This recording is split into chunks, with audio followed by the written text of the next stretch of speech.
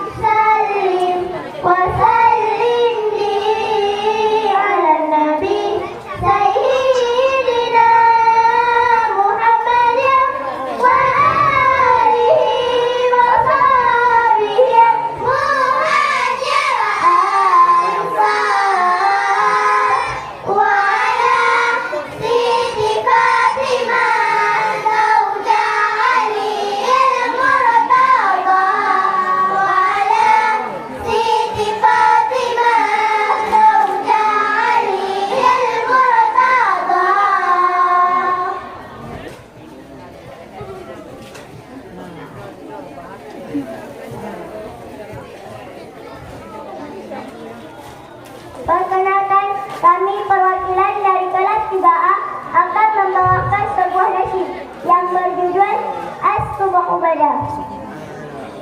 As-Subahu Bada min talatihi wal lailu nada min wafratihi.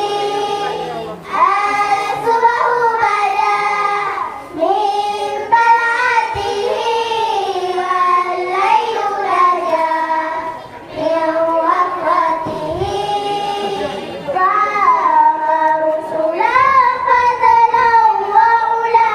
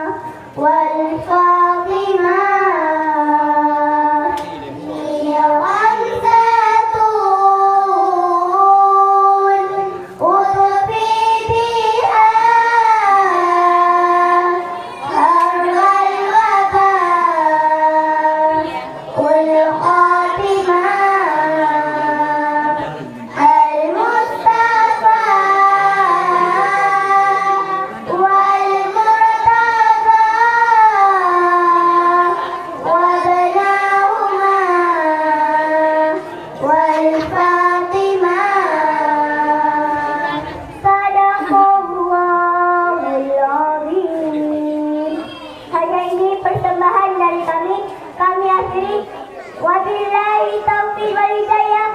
Wassalamualaikum warahmatullahi wabarakatuh. Waalaikumsalam warahmatullahi wabarakatuh.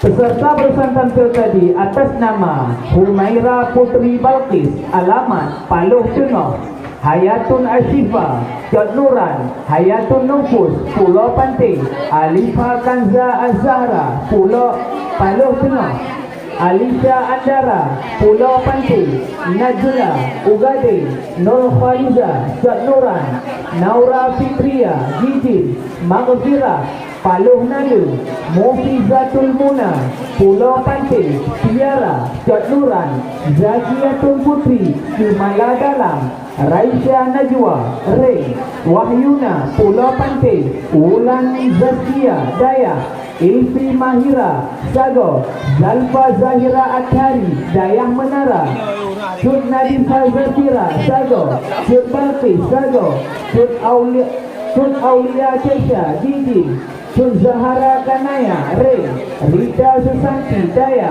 perwakilan kelas 3.